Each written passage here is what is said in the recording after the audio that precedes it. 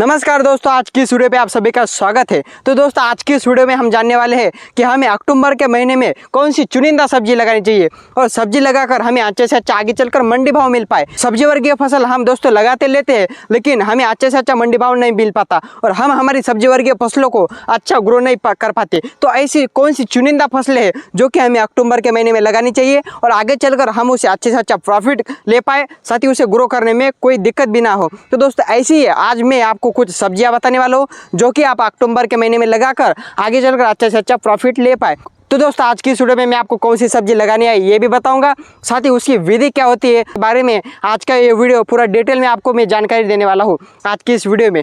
इसलिए आज का ये वीडियो बहुत ही जानकारी भरा और काफ़ी अतरंगी वीडियो होने वाला है, इसलिए इस वीडियो के एक लाइक जरूर से ठोक देना और चैनल पर नहीं हो तो सब्सक्राइब भाई जरूर से कर लेना, क्योंकि आपको आगे ऐसी वीडियो इस चैनल पर मिलती रहती है। चलिए दोस्तों आज की इस वीडियो को शुरुआत करते हैं। तो दोस्तों आपकी खेत की तैयारी करने की होगी या आपने कर ली होगी, तो तैयारी करते वक्त आपको अच्छे से खेत की जुताई करना है। जुताई में आपको कल्टीवेटर रोटावेटर के सहायता से अच्छे से आपके खेत को भुरभुरा बनाना है। भुरभुरा अगर आपकी मिट्टी होगी तो अच्छी से अच्छी आपकी फसल ग्रो होने में मदद होगी और उसके फल फूल आने में भी उस फसल को मदद मिलेगी। साथ ही आप जो आपकी जमीन में नाइट्रोजन फास्फोरस पोटैश यानी कि एनपीके का डोज डाल रहे हैं, फसल में लागू होने में आपको अच्छे से मदद मिलेगी, क्योंकि उसके जो अगर आपकी मिट्टी भुरभुरी होगी तो उसके जड़ अच्छे से जमीन में फैल जाएगी और जड़ अच्छे से उस पौधे की जमीन में फैल जाने की वजह से वह पौधा एनपीके यानी कि नाइट्रोजन फास्फोरस पोटैश अच्छे से अपटेक कर पाएगा। तो इसलिए आपको सबसे पहले तो खेत की तैयारी अच्छे से करनी है। खेत में कल्टीवेटर चलाना है 1 या 2 बार और उसके बाद रोटावेटर चलाकर अच्छे से आपकी खेत को भुरभुरा कर देना है। तो ये तो हो गया दोस्तों खेत तैयारी की बात। अब आपको बेसल डोज भी इसमें सही तरीके से डालना है। नाइट्रोजन डाल सकते हैं, साथ ही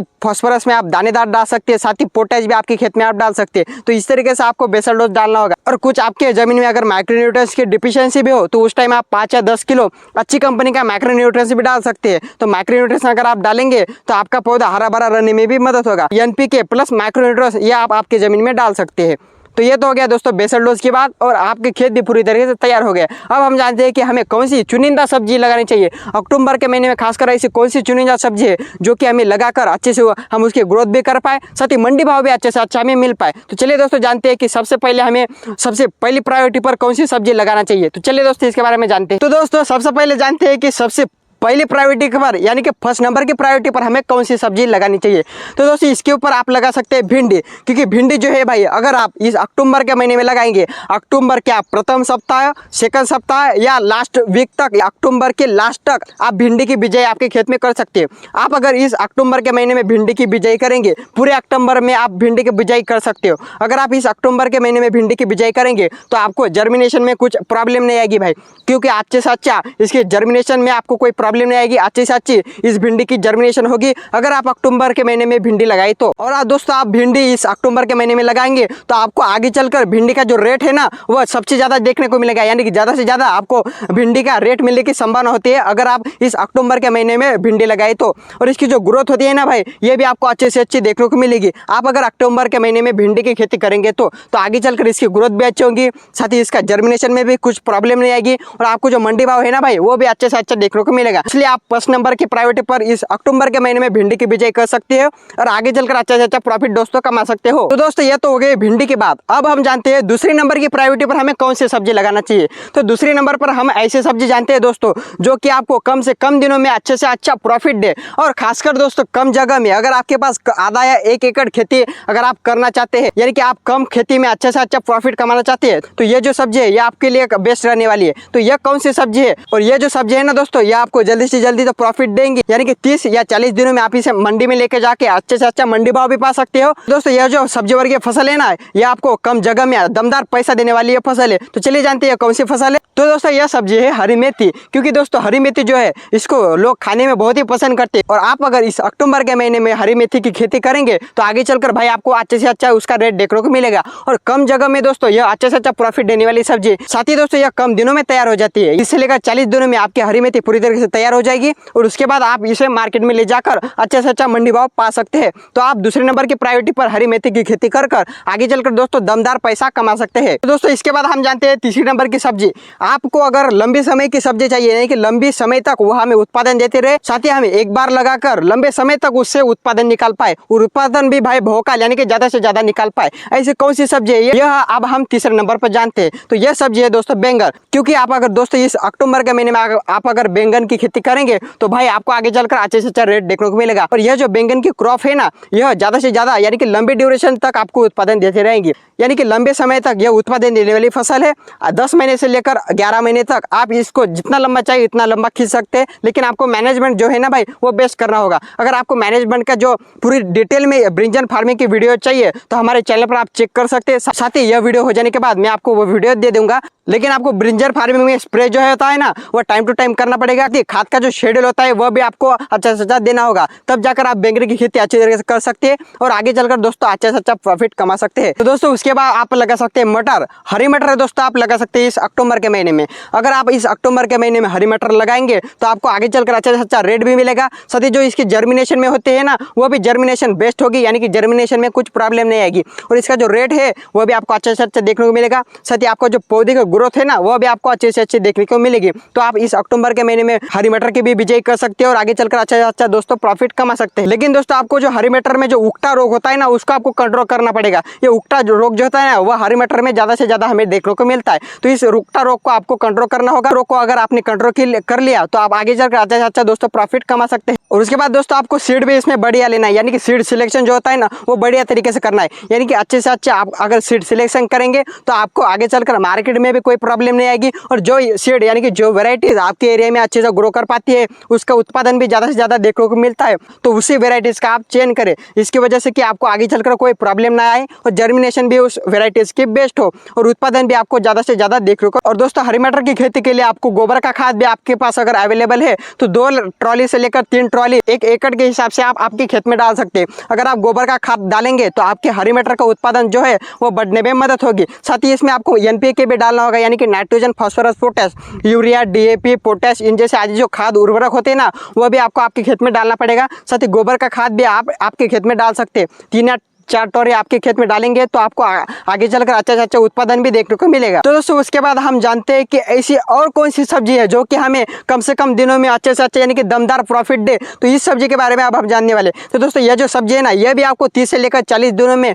भौकाल यानी कि ज़्यादा से ज़्यादा आपको उत्पादन देगी, साथ ही कम जगह में अच्छे से अच्छा उत्पादन देगी और आपको जो मंडी भाव होता है ना भाई वो भी अच्छे से अच्छा देखने को मिलेगा। तो यह कौन सी सब्जी है, चलिए इसके बारे में दोस्तों जानते हैं। तो दोस्तों यह सब्जी है पालक। अगर आप हरी पालक की खेती करेंगे दोस्तों इस अक्टूबर के महीने में तो आपको आगे चलकर इसकी ग्रोथ भी अच्छे से होंगी, साथ ही इसकी जर्मिनेशन में भी आपको कुछ प्रॉब्लम नहीं आएगी और इसका जो मंडी भाव होता है ना भाई वो भी आपको अच्छे से अच्छा देखने को मिलेगा।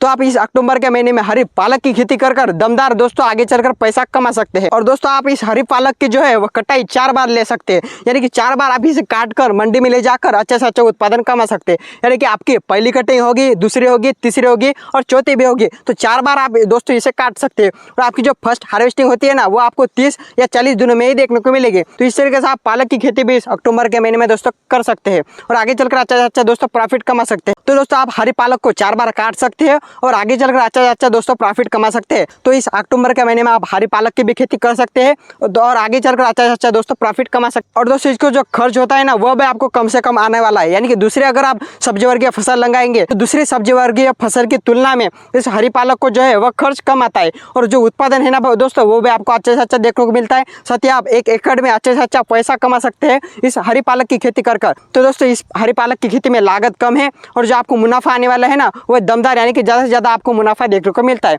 तो आप हरी पालक की खेती भी कर सकते हैं और आगे चलकर दमदार पैसा कमा सकते हैं। तो दोस्तों उसके बाद आप आलू की भी खेती कर सकते हैं। आलू की खेती कर भी आप आगे चलकर अच्छा से अच्छा प्रॉफिट कमा सकते हैं। आलू दोस्तों यह एक कंदवर्गीय फसल है। कंदवर्गीय फसल ये जो है ना तो इसके लिए आपको बेसल डोज में जो आप आलू लगाने से पहले जो बेसल डोज डालते हैं ना वो आपको बेस्ट तरीके से डालना होगा, यानी कि अच्छी तरीके से डालना होगा। अगर आप बेसल डोज अच्छी तरीके से डालेंगे तो आपको आलू का उत्पादन जो है वह ज़्यादा से ज़्यादा आपको देखने को मिलेगा, क्योंकि दोस्तों यह कंदवर्गीय फसल है ना। तो दोस्तों यह आलू की फसल लगाने के बाद अगर आप बेसल डोज डालेंगे तो आपके जो बेसल डोज है ना वो अच्छी तरीके से ग्रो नहीं करेगा, क्योंकि आलू जो है वो जमीन के अंदर रहता है, यानी कि यह कंदवर्गीय फसल है ना तो इसलिए ऊपर से ज़्यादा इसको अपटेक नहीं होता है। इसलिए आपको बेसल डोज में आप जितना ज़्यादा अच्छी तरीके से खाद उर्वरक डालेंगे तो उतना ज़्यादा आपका आलू ग्रो होने में मदद होगा, साथ ही आलू की साइज़ भी बढ़ने में मदद होगी। तो इसलिए आपको बेसल डोज में अच्छी तरीके से आपको बेसल डोज आलू की खेती में डालना होगा। और दोस्तों आपको आलू का उत्पादन भी अच्छे से अच्छा आगे चलकर देखने को मिलेगा अगर आप इस अक्टूबर के महीने में आलू की खेती करेंगे। तो इसलिए इसलिए आप आलू की खेती भी कर सकते हैं और आगे चलकर दोस्तों अच्छे से अच्छा प्रॉफिट कमा सकते हैं। दोस्तों उसके बाद आप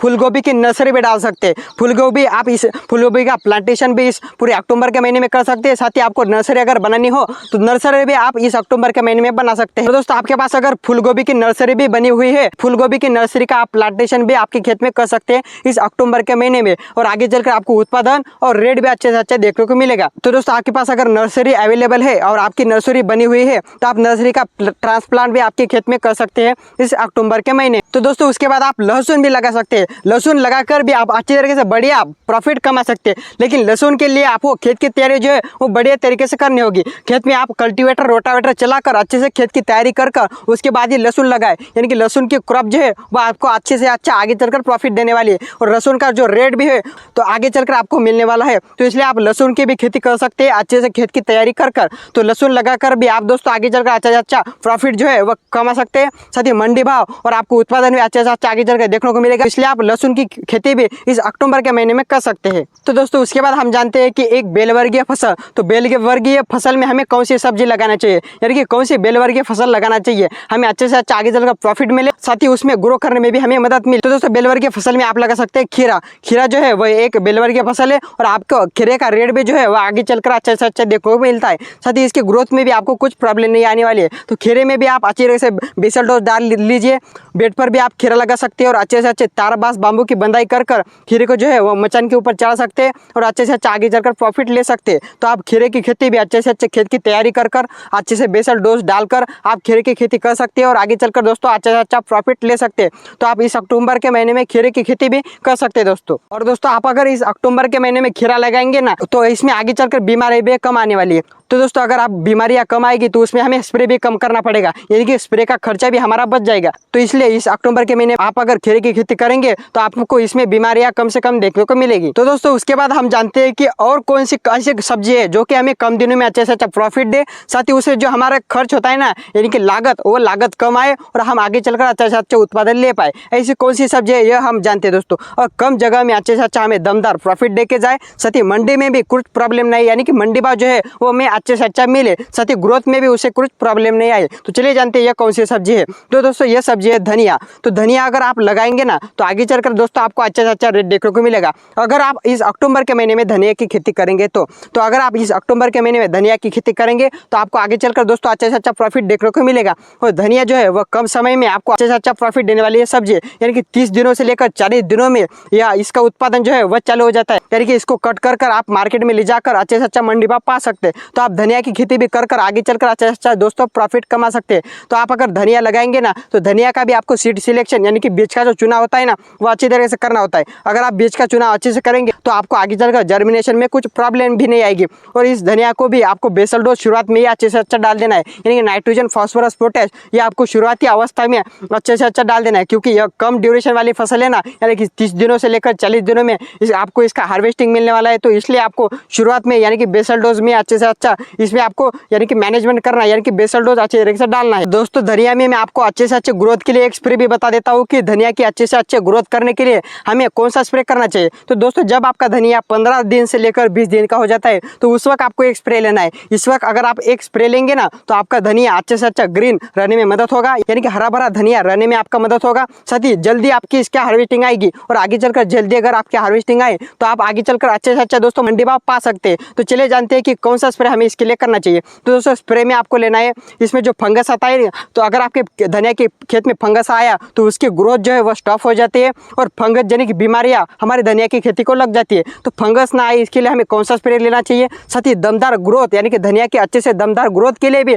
हमें क्या करना चाहिए। तो चलिए दोस्तों इसके बारे में जानते हैं। चलिए दोस्तों आप ले सकते हैं यूपीएल का साप। यूपी का जो साप आता है ना, इसमें जो कंटेंट आता है वो कार्बेंडिज्म प्लस मैनकोजेब आता है। ये जो अच्छा फंगिसाइड है तो इसका जो डोज है वह 15 या 20 लीटर का जो आपका पंप होगा ना तो 15 लीटर के पंप के लिए आपको 20 ग्राम इसका इस्तेमाल करना है। साथ ही दोस्तों ये तो हो गया फंगिसाइड के बाद। अब हम जानते हैं कि हमें कौन सा ऐसा टॉनिक लेना चाहिए जिसकी वजह से कि हमें अच्छी से अच्छी धनिया की ग्रोथ हो। तो दोस्तों अच्छे से ग्रोथ के लिए हमें कौन सा टॉनिक लेना चाहिए। तो टॉनिक भी आप ले सकते हैं दोस्तों इफ्को का सागरिका। इसका जो इफ्को का जो सागरिका होता है ना, इसका जो डोज है हमें क्या रखना चाहिए हमारा 15 या 20 लीटर का पंप के लिए। तो दोस्तों आपका अगर 15 लीटर का पंप हो तो आपको जो इफ्को का सागरिका होता है ना वो 20 ml आपको इस्तेमाल करना है। कार्बेंडिज्म प्लस मैनकोजेब ये यूपीएल का जो साफ आता है ये फंगीसाइड, यह लेना है आपको 15 लीटर के पंप के लिए 20 ग्राम। साथ ही जो यूपको का सागरिका या टॉनिक होता है ना, यह आपको लेना है 20 ml 15 लीटर के पंप के लिए, और इसको मिलाकर आपको छिड़काव कर देना है आपके धनिया के प्लॉट में। और धनिया की आपको लगता है कि कम ग्रोथ है और हमें उसके अच्छे से अच्छे ग्रोथ भी बढ़ाए और धनिया हमारा ग्रीन करे, तो उसके लिए आप 19-19-19 का यानी कि वाटर सोल्युबल फर्टिलाइजर्स का स्प्रे भी कर सकते हैं। 19-19-19 का जो डोज होता है ना 15 या 20 लीटर के पंप के लिए, तो आप 60 ग्राम से लेकर 70 ग्राम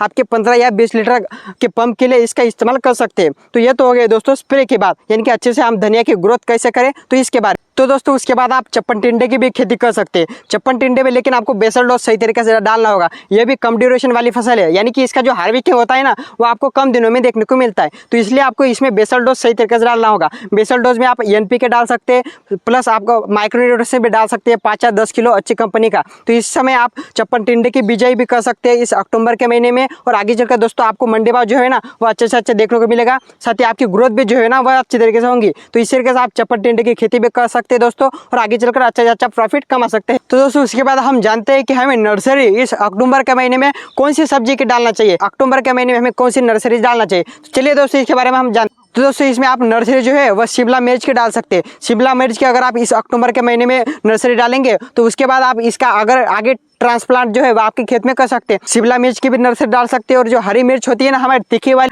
तो उसकी भी आप नर्सरी इस अक्टूबर के महीने में डाल सकते हैं। साथ ही जो हमारा रबी सीजन वाला प्याज होता है ना, आप अगर रबी सीजन आगे चलकर प्याज में खेती करना चाहते हैं, प्याज की खेती, तो प्याज की भी आप नर्सरी डाल सकते हैं, रबी वाला प्याज की, तो आप इस अक्टूबर के महीने में उसकी भी नर्सरी आप डाल सकते हैं। तो आप इन 3 फसलों की नर्सरी डाल सकते हैं इस दोस्तों अक्टूबर के महीने में। इस सब्जी को लगाकर दोस्तों आप आगे चलकर अच्छे से अच्छा प्रॉफिट ले सकते हैं।